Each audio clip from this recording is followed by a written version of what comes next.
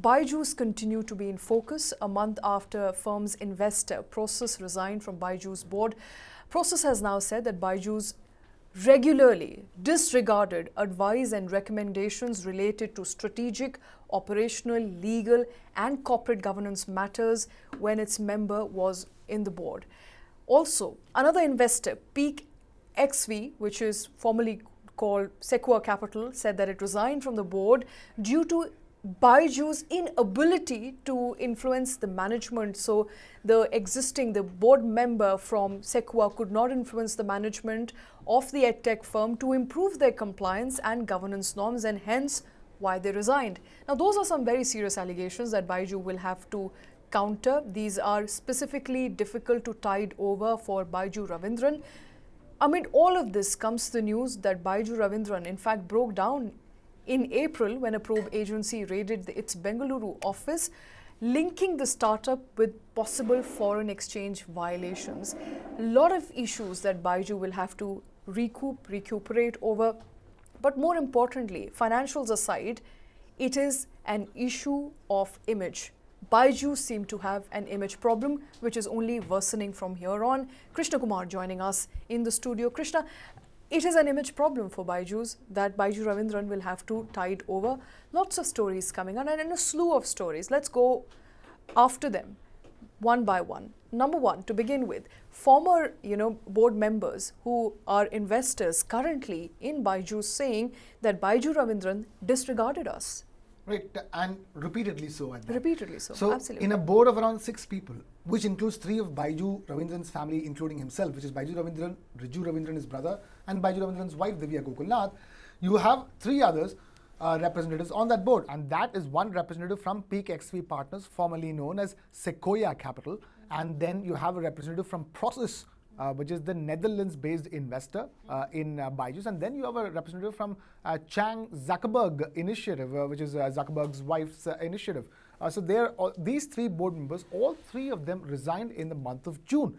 And when they had resigned, BYJU'S had even tried to sort of, paper over it by saying that, actually their shareholding went below the critical limit, the threshold limit for a board seat. And that's the reason why they're not part of the board and all of that. But now, a month down the line, for the first time ever, you have Prosus and all Prosus officially going on record to say the fact that, we ourselves wanted to pull our representative back because our representative made it clear that regularly that their suggestions for compliance as well as governance of BYJU'S, how the company is run, the suggestions given by Prosus's representative on the board was regularly disregarded. That's the word that they use.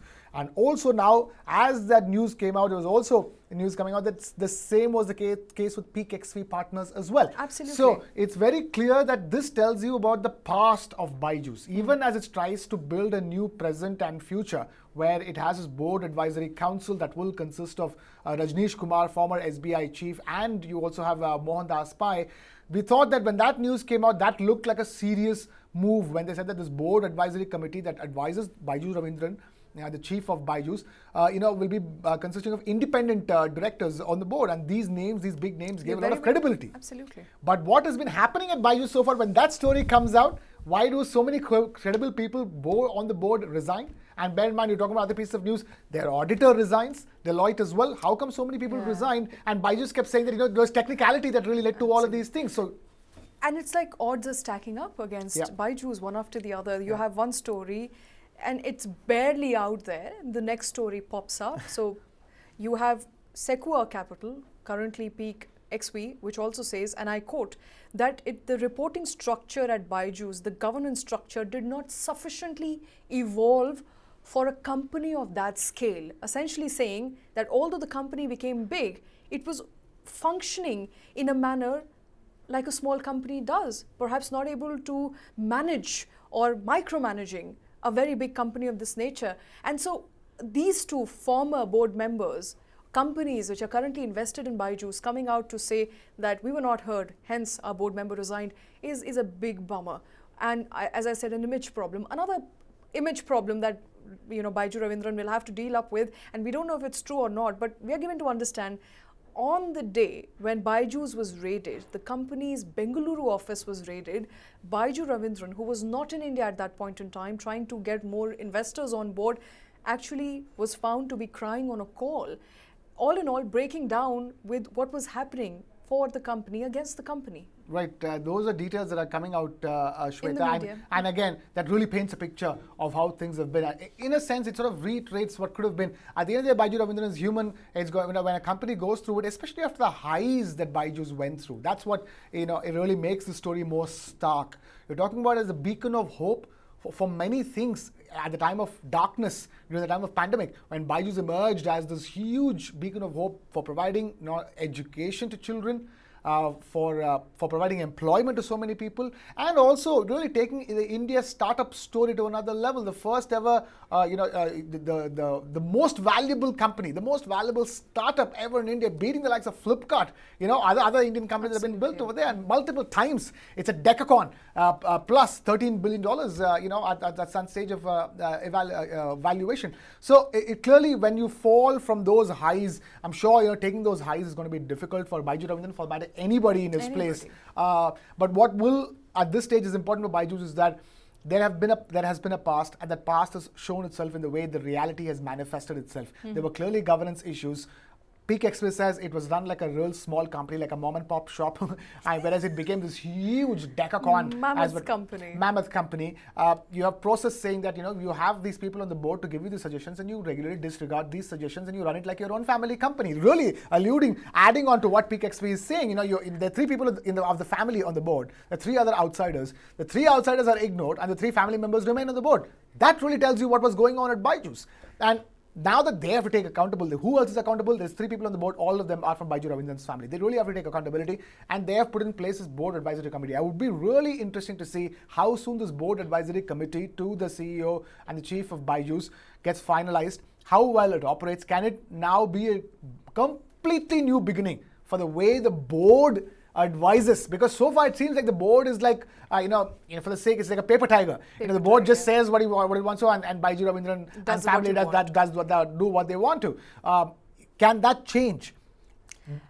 Apparently, it's already changing. Come to think of it, because just yesterday we were discussing news around the financials of Baiju's, which continue to remain bleak at this point in time, but the term loan B, amounting to $1.2 billion, was being renegotiated. The terms were being renegotiated, and Rajneesh Kumar is said to be playing a crucial role. He comes with ample banking experience and is said to be playing a crucial role. So as far as financials is concerned, perhaps Baiju's is turning around, and this is the opportunity, Krishna, to turn around. Absolutely. And add to that the fact that they have started shutting down some offices and extra office space. They're being more financially more prudent. So it is certain couple of good decisions have come out ever since we've heard about that board advisory committee consisting of Mohandas Pai and Rajneesh Kumar. And of course, Rajneesh Kumar being involved in the negotiations with the existing creditors is also good news. If that entire $1.2 billion loan is where this entire thing started erupting. So if they can find a fix for that, that really paves a good way forward for them to fix other problems that are affecting them. The problem is, Shweta, even last week there were images of a Baiju's employee demanding an explanation from her manager. What a damning video. And Krishna. that video also sort of made me think all over again as to what is going on. You just had the entire episode of employees, the Provident Fund not being credited, the employer's contribution towards their employees for their Provident Fund not being credited, and finally them coming out and saying, no, now we have put in all that money, now we're safe. Okay, now we're thinking, at least for the employees still left at Baiju's after all the sets of firings and job cuts, life will sort of start resuming normalcy. But it didn't look like that in that video when they demanded when that girl, a young employee. And the worst part is, Shweta, what my heart went out was that all of them are young, first-time employees, first jobs, probably campus placements. These people who don't have prior experience of dealing with the big bad world of companies and corporates, they are the ones who get affected the most. One is that my heart goes out to all those working for Baiju's. As of today, I'm really hoping that their life gets sorted going forward. And of course, my heart goes out to all the customers of Baiju's, all the mummies and daddies and their parents and the grandparents. Putting their hard-earned money to educate their children. Many thought that this is the one short way of ensuring that the children get a good education and ensure that they do well for themselves going forward. So my heart goes out to all of them. Even as we discuss all the inside wranglings of the management and the governance of Baiju's, I really hope that there is some finality given both for the customers of BYJU'S and the employees of BYJU'S. All right. We are, of course, hoping that it is going to be normal again. Normalcy comes back to BYJU'S for its employees, for its customers at large, and, of course, for the future of Indian startup. BYJU'S being one of the most valued Indian startups as of today. Normalcy, hopefully, will come back very soon.